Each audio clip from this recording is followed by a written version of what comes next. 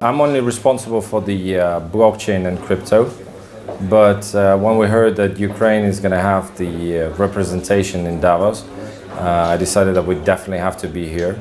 We have to show our country not only as the agricultural leader, not only as the corruption leader, but also as the blockchain leader and the crypto. A lot of startups are coming out of Ukraine, but unfortunately not that many people know that they're Ukrainian.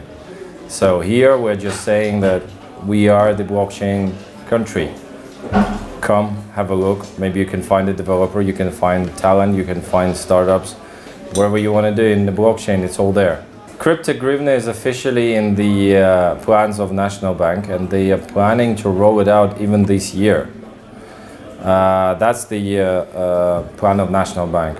My team is also working on the national cryptocurrencies. It's an open source project. Everything is free, is open source. We don't hide any information. And basically, sometime in the future, we're going to join forces. Right now, it's like two individual teams, so government team and individual team. And we are trying to create the digital fiat currency, national currency. So I think it would be a good instrument. But there is a take. You need to create the rules for the transparency and the privacy will be kept, because I don't want to create something which would be easy to shut down with a flick of a switch, you know. Do you think that the blockchain or cryptocurrencies, they have a future without connection with the government, that the society can create their own rules? To some extent, yes. It depends on the project. If we're talking just about the cryptocurrencies, when we're talking about the tokens, then yes, they could be fully decentralized, they could be autonomous of the government, namely Bitcoin. We don't need government for Bitcoin, and there is no government in the Bitcoin. But if we're talking about currencies which are pegged to the fiat currency, like Ripple or Tether, then obviously they will be heavily regulated to some extent, if not directly, but indirectly through banks or someone else. So yeah, for them the future would be in the hands of the politicians and lawmakers. What do you mean, Ukrainian cryptocurrency heaven? Yeah, crypto heaven, just the crypto heaven in general, yeah. Crypto heaven, what do you mean by this? Well, we have a country of 40 plus million, out of which we have number 3 in the world in terms of quality and quantity of IT personnel. We are leaders in corruption. We are leaders in the worst banking sector. We have good agriculture, and we have no other choice rather than do a huge steps forward rather than small steps. And this step is blockchain. I see the future in the blockchain. So we're going to be the country which will implement blockchain on the government level everywhere. Not only about the cryptocurrencies. We're talking about the government registries. We're talking about transparent budget, fiscal policies. It will be all on the blockchain. So we have no other solution. So now government from Ukraine is open for this solution? Of course.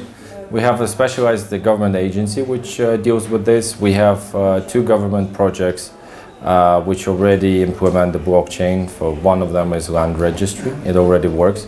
Then the next one would be auction on the blockchain as well. So that's already the first country in the world which implemented that.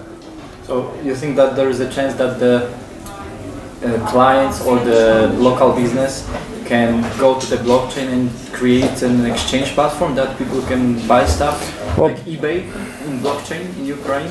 Well, it depends. I'm looking more at the, for example, you're from Poland, and you want to buy land in Ukraine. Instead of going to Ukraine and walk into the physical building where you have to talk to some government official who should give you a permit to buy the land, instead of that, you just go online and you buy it for crypto, and the actual land would be registered under your name. It will be written down, not in some physical papers, but it will be written down in the blockchain. And no other government official would be able to, take this land from you. It will be yours until you sell it, and you sign it with your private key. This is the future I see. Then you can trade land, you can trade wherever, you can trade apartments, you can trade square meters in business centers, where else? So we can open up Ukraine to the world. And the last question, your impression after these talks?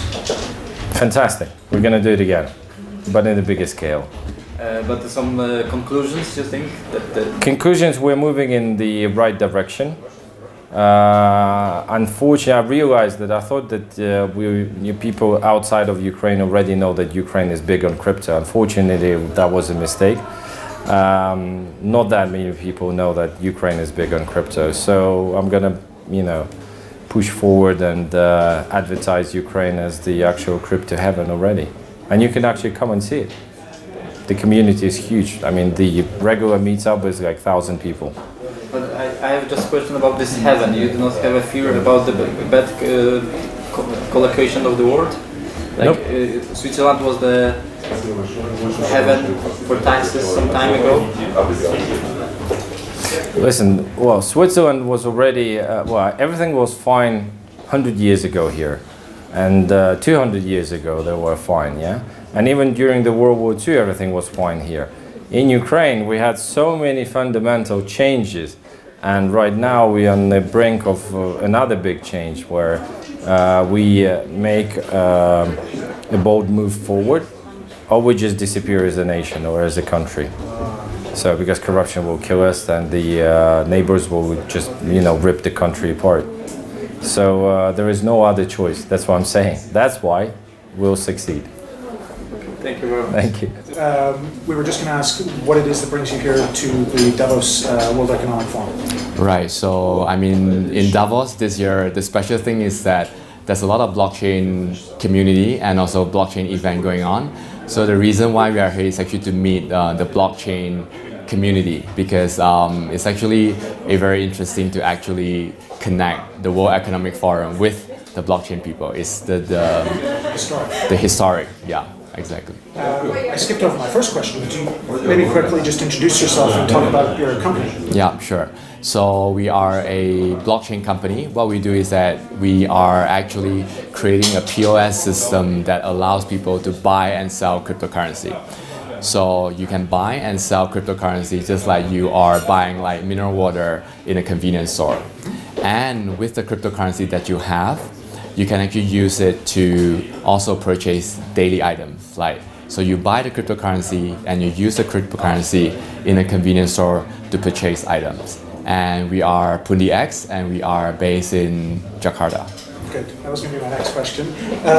You are obviously here at Davos for the reasons you just mentioned, but you're also looking at Switzerland and other locations when it comes to where to base your company. Can you tell us a bit about the thought process that you're going through? Right. So I think Switzerland is positioning itself very well in the whole, not just fintech, but blockchain ecosystem. So we have been coming to Switzerland for several times, especially in Zurich and Zug. So we find that the level of sophistication of the people here with regards to blockchain understanding is like overwhelmingly strong. Yeah, the question that they asked during meetup. So this is one reason. The second reason is because of the jurisdiction-wise that Zug and Zurich is trying to provide, in the sense that, everything should be done in a very legal and structured way, as did Switzerland with other financial services. So this is what we find very interesting. And being a blockchain company, there's so much growth in the space, but I think being legal and proper is something that we want to be. Yeah. That's very important. Yeah. Okay. Any points that you'd like to mention while you have the opportunity to speak to the Swiss audience about your company, blockchain, the future, or Switzerland as a destination? Yeah, so we're certainly looking at Switzerland as a destination to sort of like expand in a global sense. So we're looking at it, and we're talking to the fintech organization to land it. Ukraine House is definitely the highlight this year in Davos. And then what makes it even more special is that because I'm particularly interested in blockchain, and Ukraine House managed to get the blockchain crowd together, and I think it's very exciting, the discussion just now, and the question and answer session was very exciting, and people were like talking their hopes and also maybe concern of how blockchain is progressing coming forward. Awesome. Yeah. Good to hear. I thought I completely flopped, but that's good. You've also had a bit of experience with the association. Right. Can you tell us how you found it and then what your experience has been like? Right. So we actually bumped into the association by accident. So I mean, we knew the association, and we are actually very delighted that we actually attended the association. And the good thing about the association is that the association managed to sort of like mix the finance people and the startup people. I think that's very valuable, yeah, because a lot of organizations sort of like focus on one or another, but I think a mixed blend, a good blend is a nice combination.